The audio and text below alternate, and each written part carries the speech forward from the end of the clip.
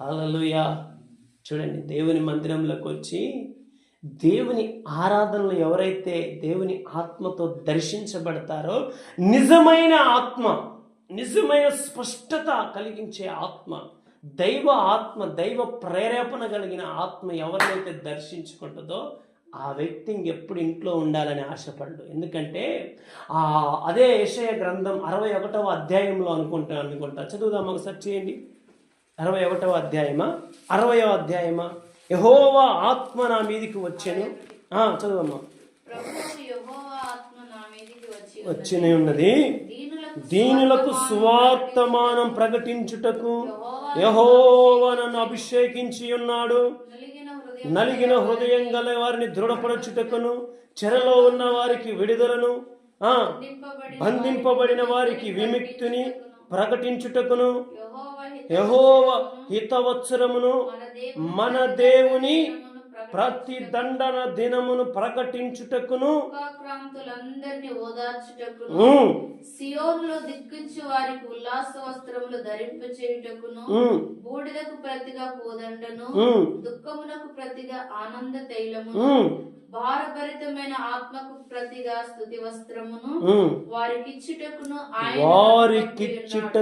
ఆయన నన్ను పంపి ఉన్నాడు. ప్రభు చాలా చదువుతాము, చదువు మరి. యెహోవా తను మహిమపరచుకొనున్నట్లు నీతి అను మస్తకి వృక్షములనియు. చాలా అంతవరకు చూడండి. అక్కడ వరకు చూస్తే ఏమనుందంటే, యెహోవా ఆత్మ నా మీదికి వచ్చి ఉన్నది. నిజంగా యెహోవా అంటే ఎవరు? యెహోవా అంటే ఎవరు? మన తండ్రి అయిన దేవుడు.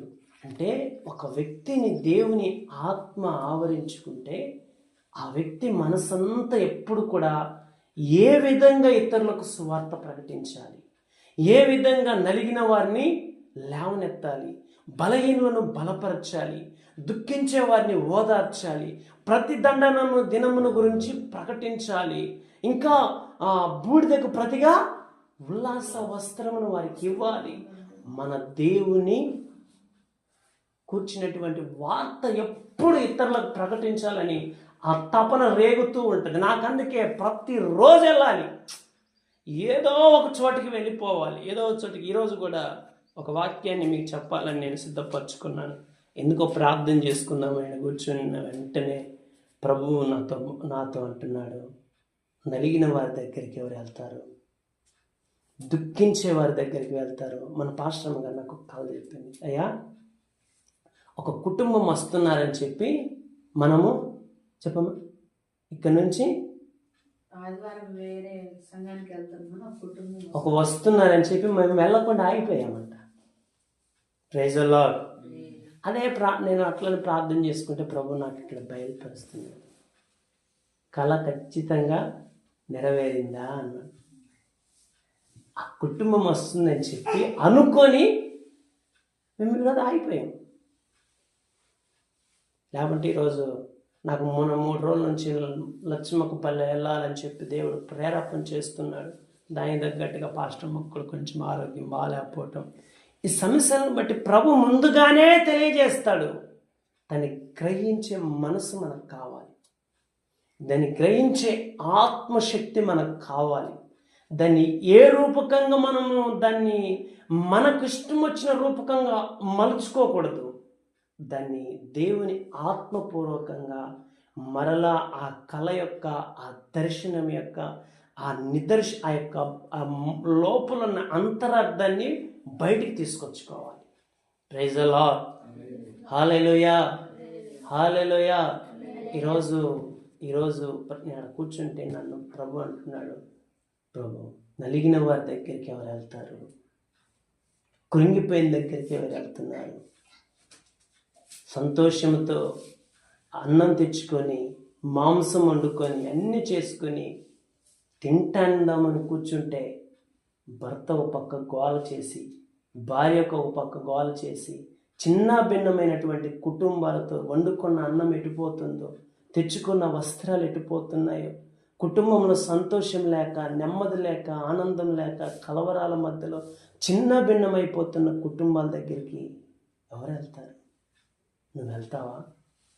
Praise the Lord. ఇంకా ఏడ్చాను ఫుల్గా నేను. Praise the Lord. హల్లెలూయా. వాళ్ళు ఏం తెలియనట్టుగా నిల్చున్నాను. ఎందుకంటే ఆత్మ మనల్ని బాధిస్తుంది, ఆత్మ మనల్ని రేపుతుంది. అందుకే పరిశుద్ధాత్ముడు అంటాడు, ఆత్మను మీరు ఆర్పకూడదు, ఆత్మ ప్రేరేపణను మనం అణిచిపెట్టకూడదు, ఆత్మ నడిపిస్తున్నటువంటి అవగాహనను మనం త్రోసివేయకూడదు. Praise the Lord. Hallelujah. Hallelujah. ఎందుకు నేను అసలు ఈ వాక్యం చెప్పాలని నాకు అసలు ఆశే లేదు. అలా కూర్చొని ప్రభు చెప్పాడు, నీవే కాదు ఈ మాటలు వారికి కూడా చెప్పు, వారిని కూడా నా కోసం ప్రకటించేవారిగా వారిని నిలబడమని చెప్పమన్నాడు ప్రభు నాతోటి. Praise the Lord. హల్లెలూయా. ఈరోజు ఆ చివరన అయిపోయిన తర్వాత అంత ప్రత్యక్షత కలిగింది, అంతగా కెరూబులు ఆరాధించారు, అంతగా ఒక గొప్ప దర్శనం కలిగింది.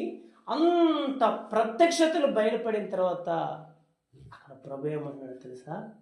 నా కోసం మా కోసం ఎవరు వెళ్తారు? అసలు ఆయన పంపాలనుకుంటే కెరూబులు లేరా? సెరాబులు లేరా? మహాదూతలు అక్కడ ఉన్నారా? ఉన్నారు కదా. ఎంత గొప్ప ఆ ధ్వనులు! అసలు మందిరం అంతా కూడా మేఘంతో ధూమంతో నిండిపోయి గడప గుమ్మములు ఏమైపోతున్నాయంట? అదిరిపోతున్నటువంటి ఆరాధన చేయగలిగిన శక్తి కలిగినటువంటి కెరూబులు సెరాబులు లేరా? అక్కడ ఉన్నారు. ప్రభు వారిని వాడుకోవాలని కాదు ఇష్టం, నిన్ను వాడుకోవాలనేది దేవునికి ఇష్టం. Praise the Lord. నిన్ను నన్ను నిలబెట్టుకోవాలనేది దేవుని ఉద్దేశం, నిన్ను నన్ను వాడుకోవాలనేది దేవుని ఉద్దేశం.